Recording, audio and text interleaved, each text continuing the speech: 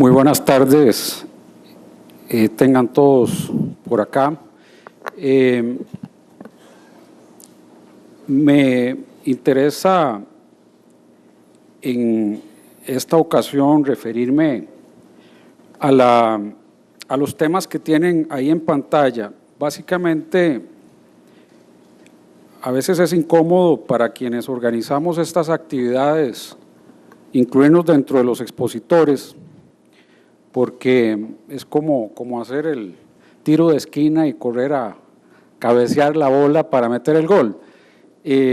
Pero hay ciertas, digamos, circunstancias que me hicieron valorar el interés de transmitirles algunas inquietudes que ojalá y contribuyan a que el sistema jurídico nuestro evolucione, a donde, como bien dice mi amigo don Ernesto Ginesta, se ha querido llevar desde hace mucho tiempo, sea vía Ley General de la Administración Pública o, como les voy a comentar, desde la propia reforma del artículo 49 de la Constitución. Es indudable que el contenido de nuestra Ley General de la Administración Pública, que quizás se vio en alguna medida neutralizado o retardado por la ley reguladora de la jurisdicción contencioso administrativa o más aún por la interpretación que se le dio, hizo necesario, entre otras razones, que se adoptara una legislación como el Código Procesal Contencioso Administrativo del año 2006, con el objetivo, entre muchos otros, de ajustar la normativa procesal contencioso administrativa a las exigencias de la Constitución. Y de eso es el producto de que se introduzca en nuestro modelo, siguiendo en buena medida el modelo alemán, que también España, como lo explicaba el profesor Fernández Torres, lo hizo al introducir otras importantes ajustes en el haz de pretensiones disponibles para el justiciable. Eso hizo, repito, necesaria la introducción de disposiciones que ya casi 10 años después de estar vigentes, con al menos un ejemplo que voy a transmitir el día de hoy, da la impresión, por lo menos en lo personal, que pues no termina siendo, digamos que, comprendida en sus verdaderos alcances por el juez de lo contencioso administrativo. Y pues quizá en el marco de actividades como estas podamos contribuir de alguna forma a que eso deje de suceder, no porque sea lo que a quienes participamos en la redacción del código sea lo que nos gusta, sino porque, como lo voy a plantear, pues es el deseo marcado del constituyente y del legislador ordinario. De modo que coincido con don Ernesto en el sentido de que tenemos o hemos dado en distintos momentos de nuestra historia normativa pasos claros, determinados, hacia un control intenso de la discrecionalidad administrativa y en general de la conducta de la administración. Y a mi juicio, el primer paso es la reforma al artículo 49 de la Constitución, que se produjo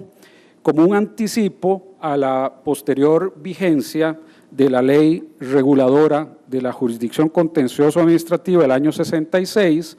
que se introdujo, digamos que de la mano de la ley española del año 56. Como pueden ustedes apreciar en esas dos columnas, hay un paso enorme en la justicia contencioso administrativa entre la versión original de nuestro artículo 49 y la versión vigente que anticipó la entrada en vigor de la ley reguladora de la jurisdicción contencioso administrativa. En la primera versión, por lo menos a mi juicio, uno podría determinar claramente el afán del legislador de crear un espacio de la conducta de la administración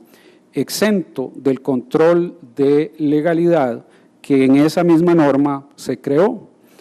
Y recordemos que esta es una disposición que está dentro del capítulo de las garantías fundamentales, es decir, que cuando hablamos del 49, porque a veces se pierde de vista y da la impresión de que es una norma programática o que atribuye competencias, pero a final de cuentas, aparte de hacerlo, es una norma que reconoce un derecho fundamental, ya no a la tutela judicial efectiva en abstracto o en general, sino específicamente una garantía fundamental para tener acceso a una justicia que controle la legalidad de la conducta administrativa. En la versión original, el constituyente parece que sin lugar a dudas da el paso hacia una perspectiva en la que hay un sector inmune al control. Como ustedes ven, se habla de la protección de los derechos administrativos. Podríamos pensar, quizá quiso decirse de los derechos subjetivos, impropiamente se utiliza ese concepto de derechos administrativos, pero como ven al final se habla del uso de las facultades regladas, es decir, que la garantía fundamental originalmente estuvo reducida a esa relación típica de derecho subjetivo, conducta reglada o potestad reglada. Y eso pues, parece haber sido uno de los motivos por los cuales antes de la vigencia de la ley reguladora del año 66, pues efectivamente se tuvo un remedio de control de legalidad de la conducta administrativa, no solo por lo que decía la Constitución, sino por las insuficientes disposiciones normativas que la reglamentaron. Es decir, que aunque hubo un afán del constituyente, repito, de reconocer una garantía fundamental con ese contenido, lo cierto es que ese contenido originalmente estuvo reducido al ámbito del ejercicio de potestades regladas y al amparo, a la tutela de derechos subjetivos. Posteriormente, en el año 63, se reforma la norma, el artículo 49,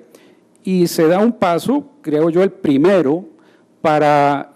romper el marco de la inmunidad que garantizaba en alguna medida esta primera versión del artículo 49, introduciendo el texto que hemos releído y leído continuamente a quienes nos ha correspondido pues, vivir su aplicación. Como lo sabemos, se da el paso, el primero, el más importante, de precisar que se trata de una jurisdicción cuyo objeto sea garantizar la legalidad de la función administrativa del Estado. Y ese concepto, función administrativa, es un concepto bastante más amplio que el que podía creerse, estaba reducido al control del acto administrativo como actividad formal. Sin lugar a dudas, el constituyente, cuando determina que el objeto del control es el ejercicio de la función administrativa, pues obviamente quiso decir algo más que el objeto de la jurisdicción fuese el control objetivo de la legalidad de los actos administrativos como manifestación de la actividad formal de la administración. Es decir, que en ese concepto quedó involucrado no solo los actos administrativos, las disposiciones generales, sino en general la conducta administrativa, como posteriormente lo dice el Código Procesal Contencioso Administrativo, en un debate que se tuvo en el marco de su redacción de cuál era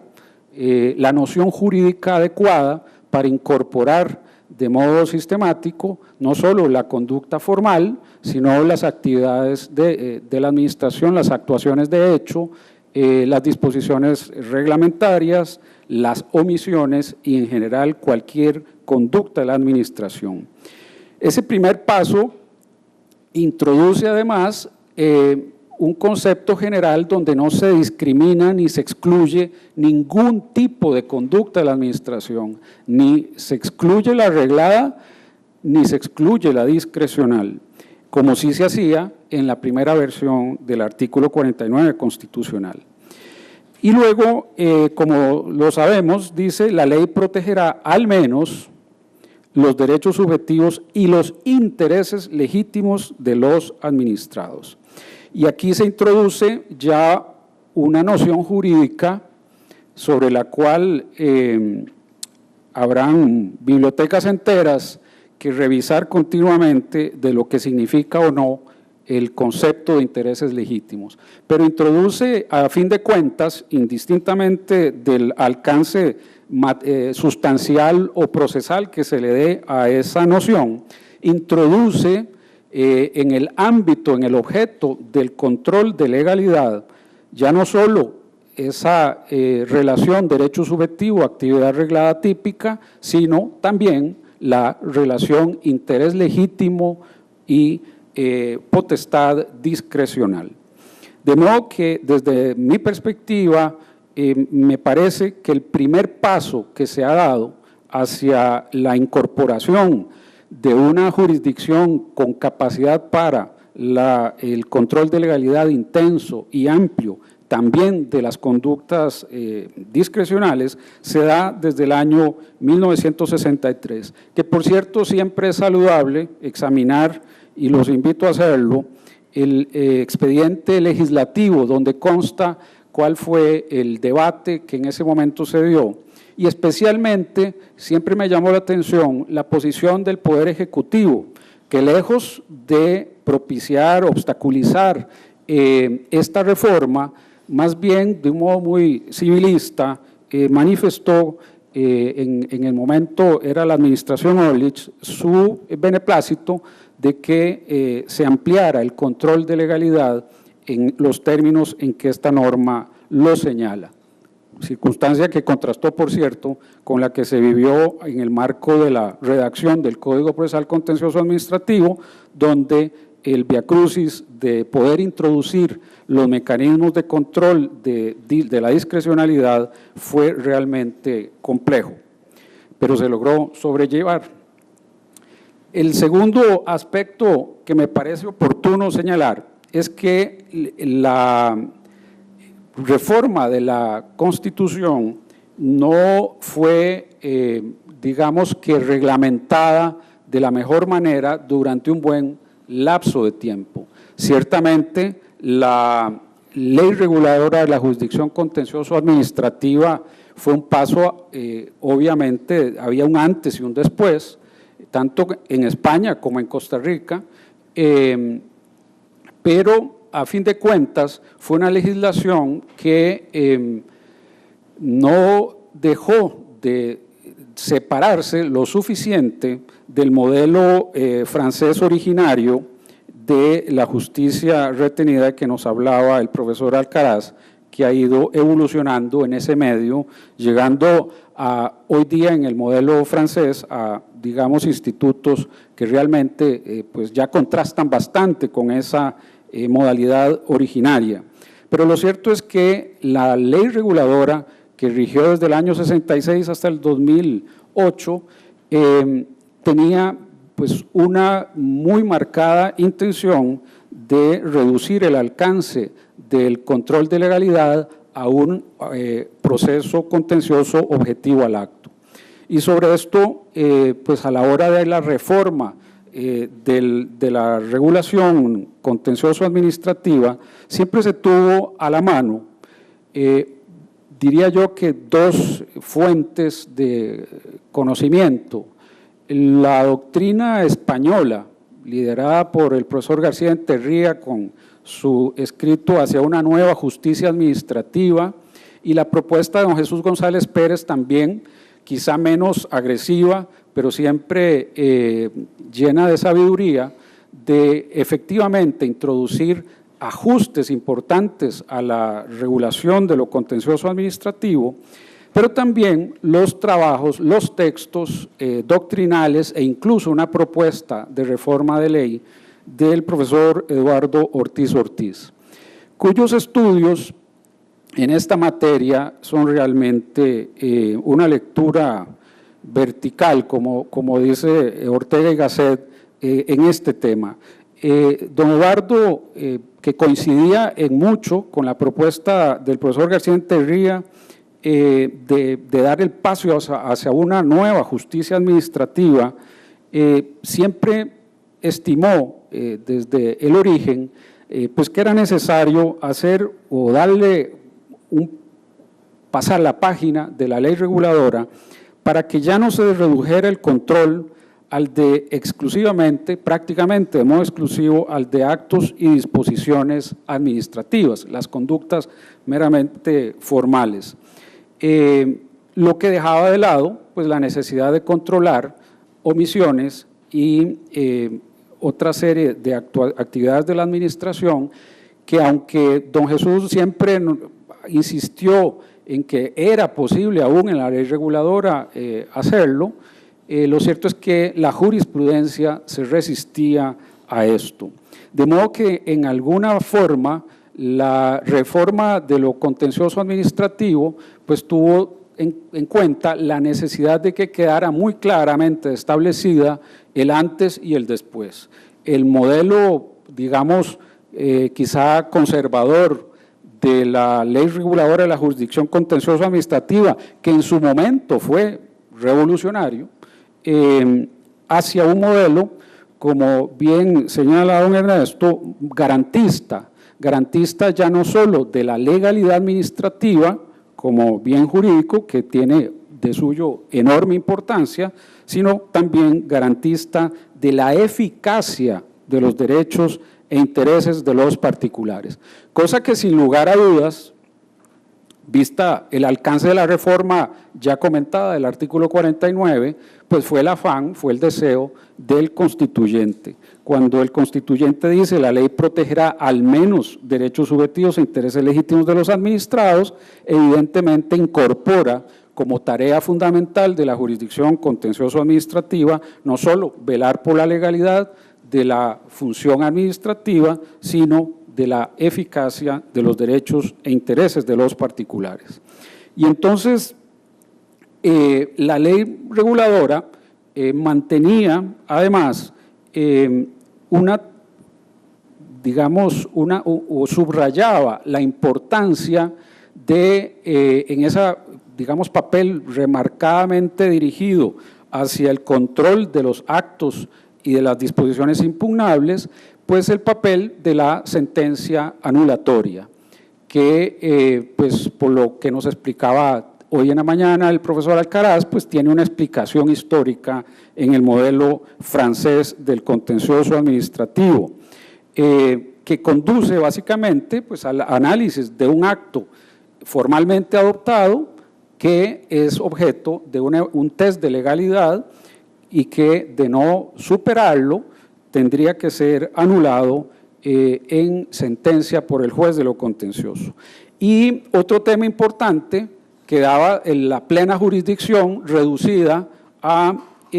aquellos casos en los cuales la situación jurídica que se restablecía era una situación jurídica fundada en derechos subjetivos y no en intereses legítimos. Esta última consideración, es decir, los límites en lo que a pretensiones, alcances de los poderes del juez en sentencia, y ni qué decirlo en ejecución, aunque paradójicamente me parece que era el 71 de la ley reguladora, en ejecución sí habían amplios poderes para el juez en ejecución de sentencia, que nunca fueron ejercidos, por cierto, o muy pocas veces.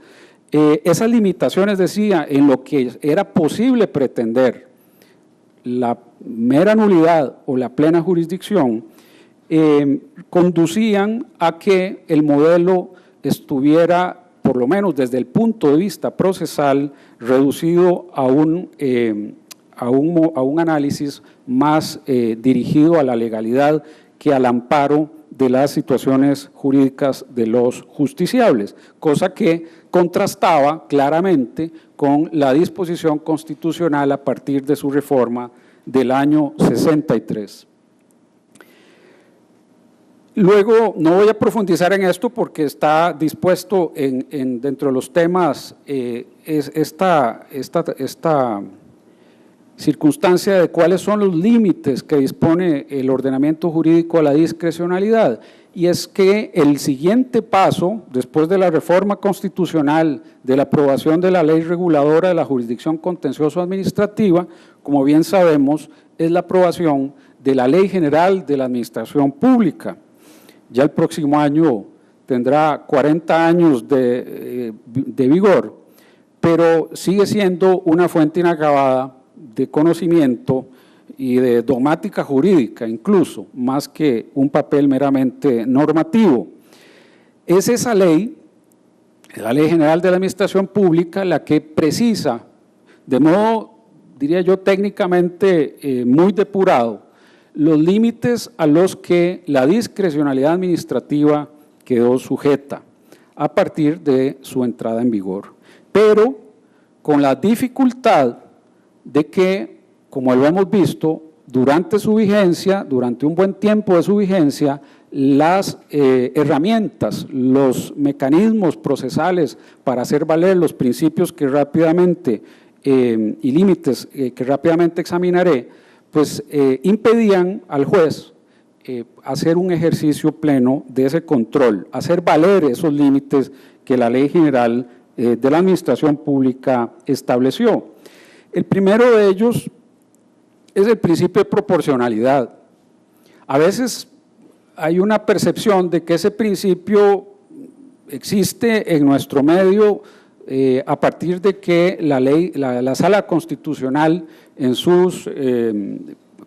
pronunciamientos lo rescata y lo aplica. Sin embargo, antes de la vigencia de la Ley de la Jurisdicción Constitucional y de la existencia misma de la Sala Constitucional, ya la Ley General de la Administración Pública había establecido en los artículos 132, párrafo 2 y 133, párrafo 2, cómo la Administración Pública debía verificar que sus actuaciones se ajustaran al principio de proporcionalidad.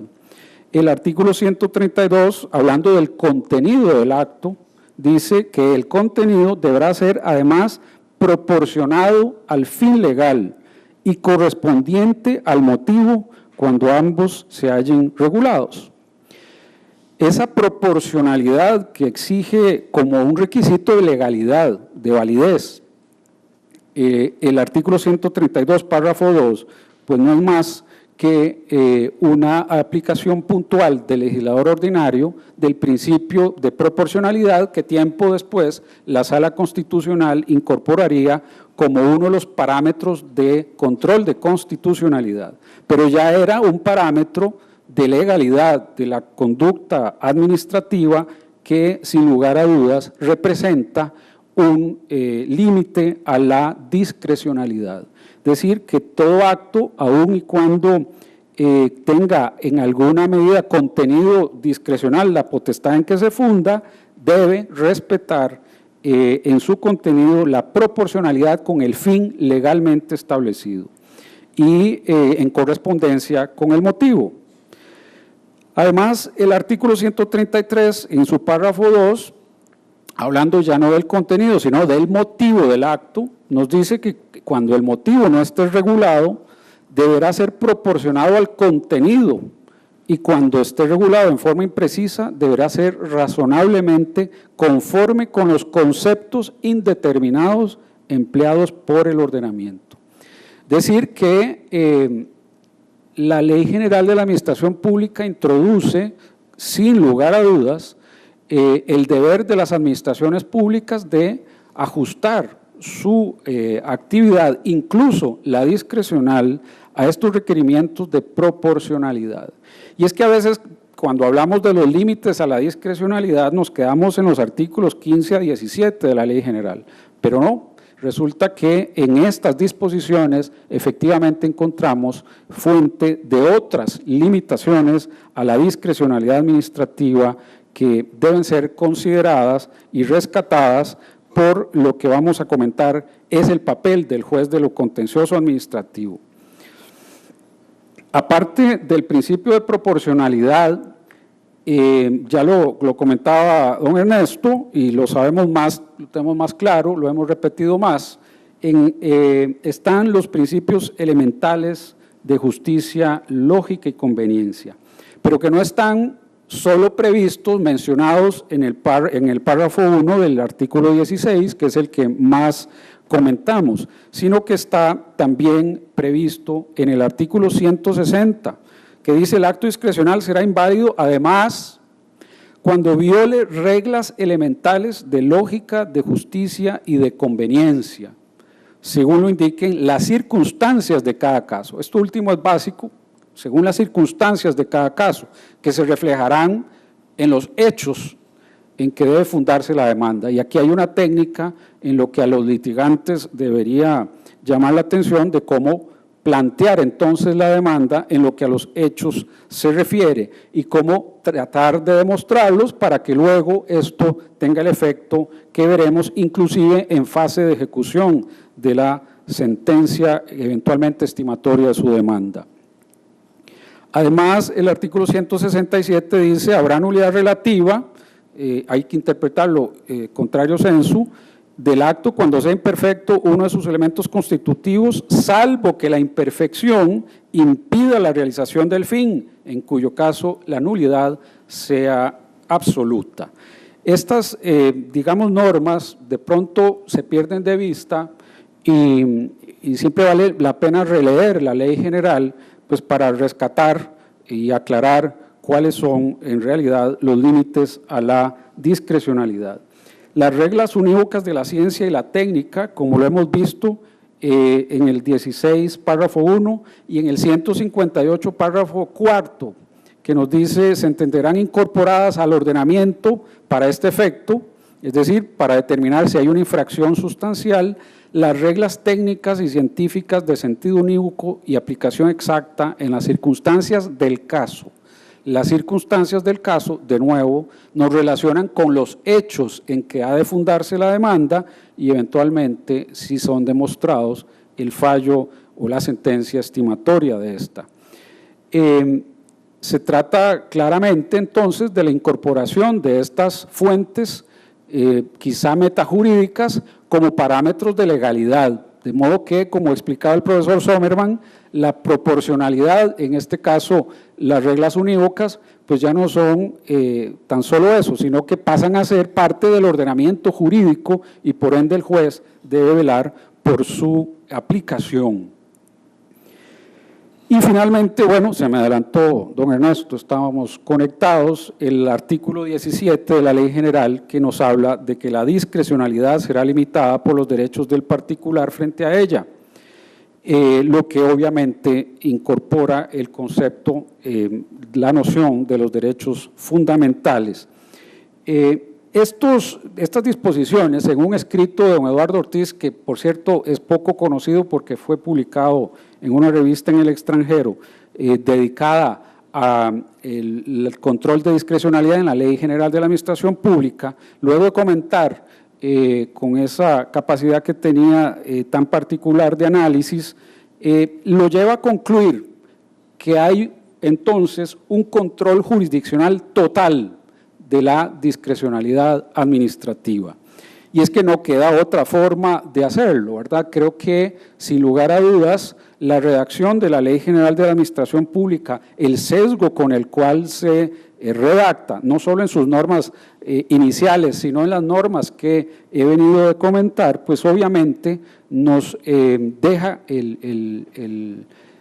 superada cualquier duda de cuál es el alcance en que el legislador ha querido regular el ejercicio de la discrecionalidad administrativa desde la perspectiva de la norma de fondo. Norma de fondo que, sin embargo, es importante llamar la atención, en su artículo 15.2 y 16.2, habla claramente y menciona al juez, y nos dice: el juez ejercerá contralor de legalidad sobre los aspectos reglados del acto discrecional y sobre la observancia de sus límites. Y el 16.2 nos dice: el juez podrá controlar la conformidad con las reglas unívocas de la ciencia de los elementos discrecionales del acto, como si ejerciera contralor de legalidad. Es decir, que quizá durante todo el tiempo en el que no había entrado en vigor la reforma del Código Procesal Contencioso Administrativo, lo que existía era un modelo en el cual el legislador había establecido límites expresos, incluso había establecido tareas concretas, habilitaciones concretas al juez de lo contencioso administrativo, pero se carecía de un mecanismo procesal que le diera al particular acceso abierto a pretensiones que se ajustaran a los hechos y no a una modalidad determinada de control de la actividad administrativa, como es el exceso de poder o la desviación de poder. Lo cierto es que durante todo ese tiempo, aunque el juez estuvo habilitado y lo sigue estando para ejercer un control denso, intenso de la discrecionalidad, había un faltante importante que es el que vino, a mi juicio, a cubrir el Código Procesal de lo Contencioso Administrativo. Y es que aunque ha habido discusión, recuerdo bien la tesis de don Jesús González Pérez, quizá por un amor paternal a la ley que tanto quiso y quiere, lo cierto es que esa ley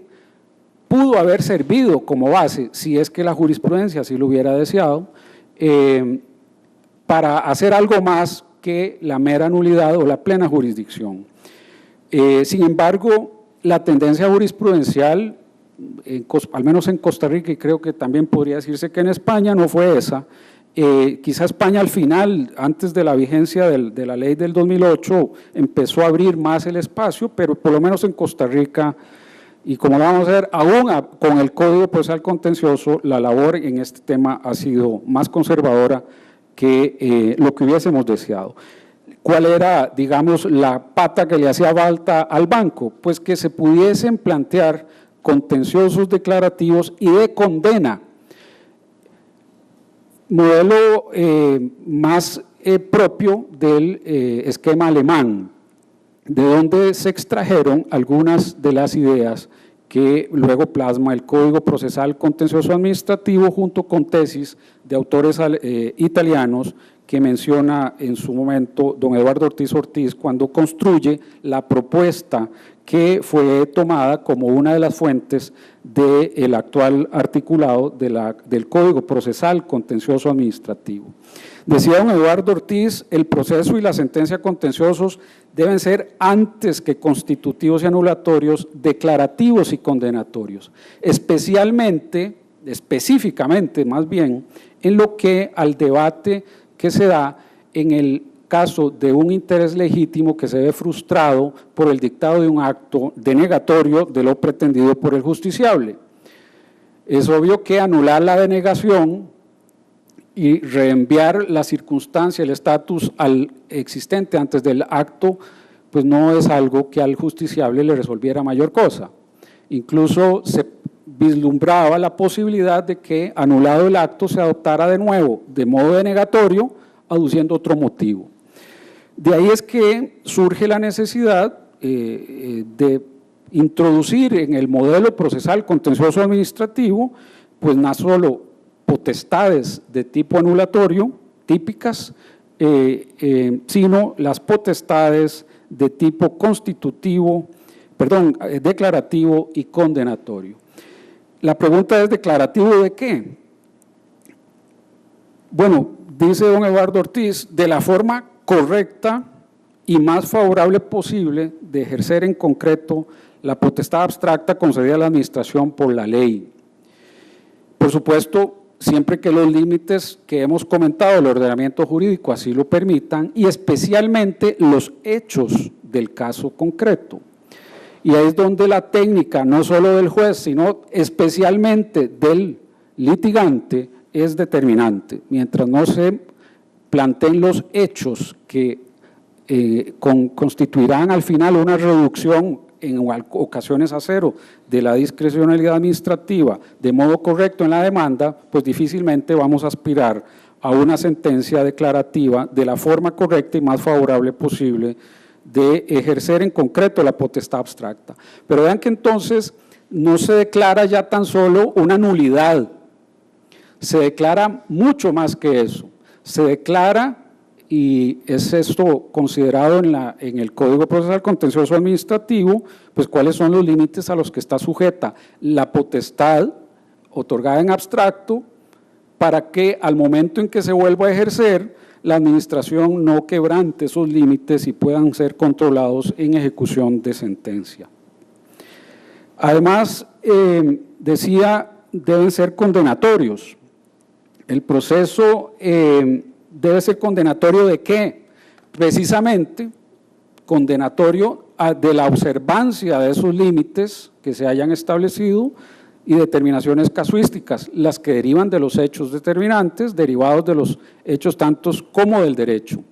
La sentencia anulatoria contiene un mandato de dictar el acto discrecional legalmente favorable. Reitero,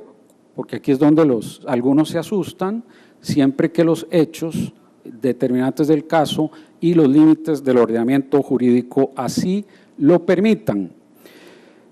Bueno, ¿y esto cómo se puede hacer según el Código? En lo fundamental, dos normas,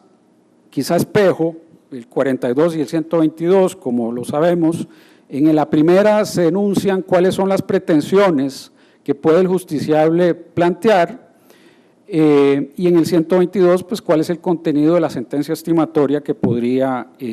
considerar el tribunal. Hay que decir que ya el 42, párrafo 1, como lo sabemos, tiene una cláusula abierta, es decir, como un afán del legislador de dejar claro que la rígida necesidad de encuadrar el caso, sea en una pretensión anulatoria o sea en una plena jurisdicción, desaparece. Dice en el párrafo primero, podrán ser planteadas todas las pretensiones que sean requeridas para satisfacer el interés del justiciable. Pero luego, el párrafo 2, que tiene un afán, digámoslo así, pedagógico, enuncia algunos ejemplos y se hace efectivamente con el afán de decir cosas que no podían dejarse a la interpretación. Y ahí es donde decía don Jesús, ¿por qué normas tan farragosas? Yo siempre cuento este cuento, yo tuve que ir a buscar en el diccionario que era farragoso, porque por lo menos en Costa Rica no usábamos esa expresión. Sí, es una norma extensa, ampliamente reglamentista, pero es así porque era un afán de la reforma que quedara claro que el juez o el justiciable primero y el juez luego estaban habilitados para pretender cosas como las que dicen esas dos normas, que se declare cuál es y se establezca la fijación de los límites y las reglas impuestos por el ordenamiento jurídico y los hechos para el ejercicio de la potestad administrativa. Ahí quedó potestad administrativa, originalmente decía potestad administrativa discrecional, pero como eso generaba tanto escozor en algunas y algunos, pues se le bajó un poco el perfil. Lo cierto es que esta es una norma expresamente dirigida a la delimitación de cuáles son los ámbitos en los que debe ser ejercida la potestad típicamente administrativa discrecional.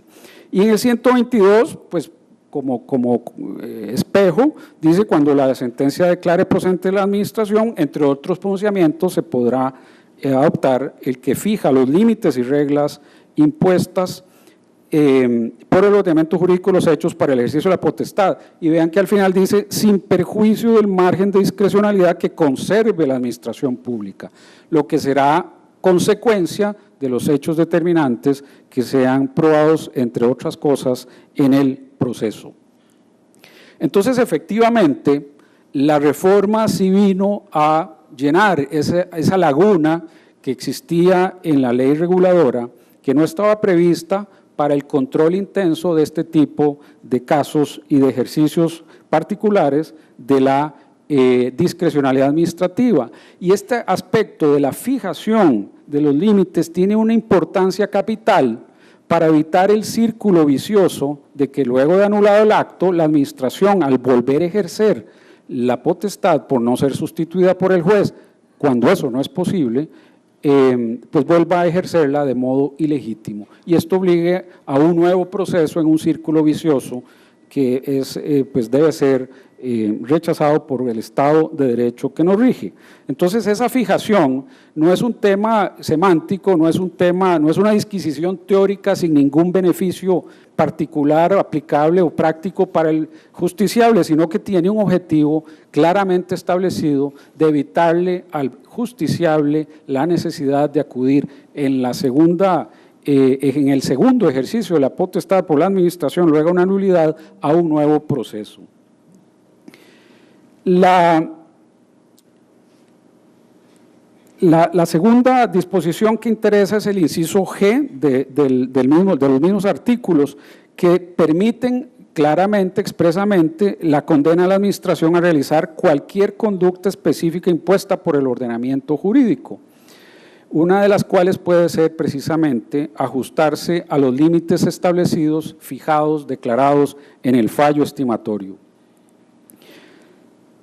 Por otra parte, en el artículo 127 dice: cuando la conducta declarada legítima sea arreglada o cuando la discrecionalidad de algunos de los elementos desaparezca durante el transcurso del proceso, la sentencia impondrá la conducta debida y prohibirá su reiteración para el caso específico. Cosa que evidentemente hace que el juez de ejecución tenga un papel en esto determinante para hacer valer la eficacia de la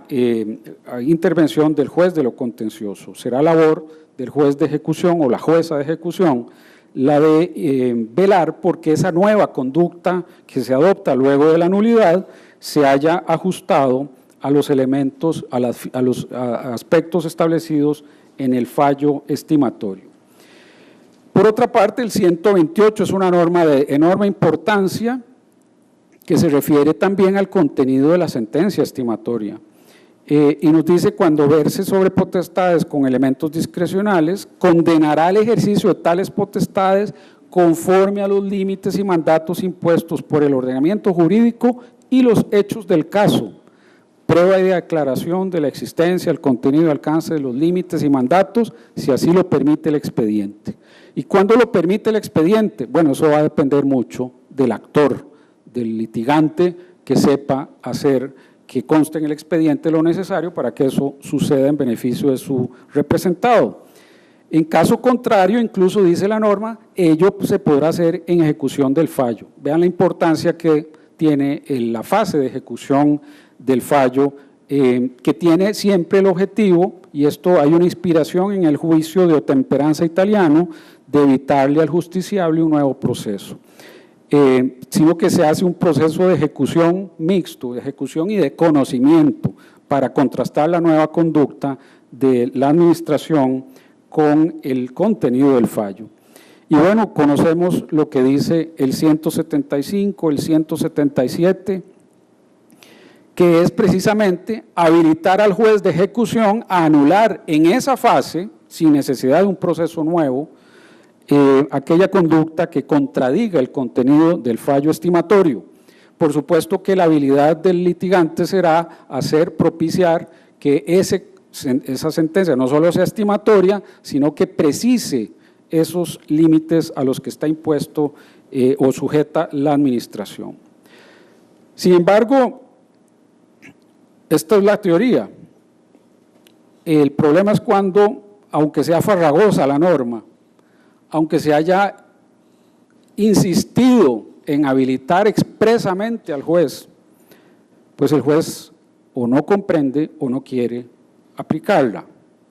Y aquí tengo un ejemplo de un caso que incluso está en casación. Fue un caso en el que en nuestra oficina tuvimos participación y realmente ahí es donde uno dice, bueno, hay que hacer más que lo que se ha hecho. Como ven, en la parte dispositiva, en este caso era una impugnación de un decreto de fijación del precio del arroz. Fijación que se hizo contradiciendo reglas unívocas de la ciencia y de la técnica y con una motivación cuestionada,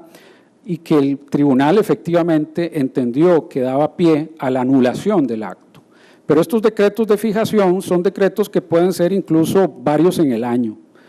De modo que anular ese decreto por sí mismo, pues no era lo que, o no es lo que reporta en este caso al consumidor el beneficio deseado de liberalizar o por lo menos que no se fije el precio del arroz cuando no hace falta.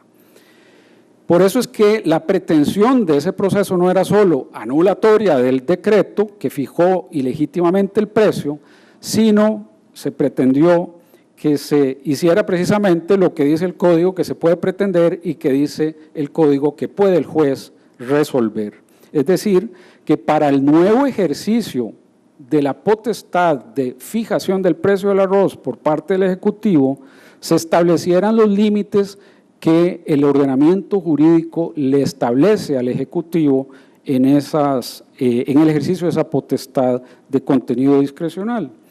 Lamentablemente, el tribunal dice en la parte segunda que se declara sin lugar esa pretensión declarativa, no porque no se lleve razón, sino porque se dice que está la administración sometida per se al principio de legalidad, conforme al mandato del 11 de la Constitución y 11 de la Ley General. Sí, claro, eso lo teníamos todos muy claro, pero si lo tuviera tan claro la administración no hubiera adoptado el acto que tuvo que anular el tribunal. Si tuviera tan clara la administración cuáles son los límites a los que debe fijar el ejercicio de su potestad, pues no hubiera hecho o adoptado el decreto que adoptó y que el tribunal decide con razón anular. Esta expresión o este razonamiento del tribunal de algún modo deja un poco a entrever que quizá no ha habido una comprensión adecuada, en este caso concreto, no estoy generalizando, de cuál es el papel de esa declaración de los límites a que está sujeta la potestad, en este caso concreto, de fijar el arroz. El beneficio de hacerlo es evitar un nuevo proceso, es permitir que en ejecución de sentencias se apliquen las normas que hemos comentado recién, que habilitan al juez de ejecución a anular aquella nueva actuación de la administración que no se ajuste al contenido del fallo estimatorio. Y este es un caso realmente importante en el sentido de que es una potestad que puede ser ejercida continuamente por la administración, no es que se dicta un decreto y se queda en el tiempo ahí, sino que conforme a la, digamos, la evolución en el mercado, ese decreto en múltiples ocasiones por la administración, por lo que era determinante que quedaran explícitamente establecidos los límites en que en el ejercicio de esa potestad está sometido el Ejecutivo. ¿Para qué? Para evitar un nuevo proceso cuando vuelva a incurrirse en una ilegalidad como la que llevó a la anulación.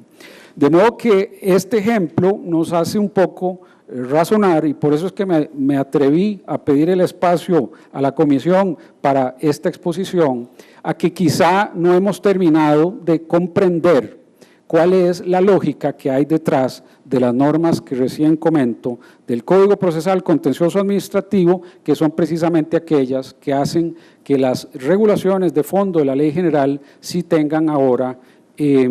instrumentos de tipo procesal. Claro está, si no son ejercidos o no son comprendidos, pues el esfuerzo quizá no es suficiente. De ahí que me parece oportuno haber transmitido los antecedentes que en esta materia tuvo la reforma y la lógica que está detrás de esas disposiciones, con lo cual termino y agradezco mucho la atención de todos ustedes. Muchas gracias.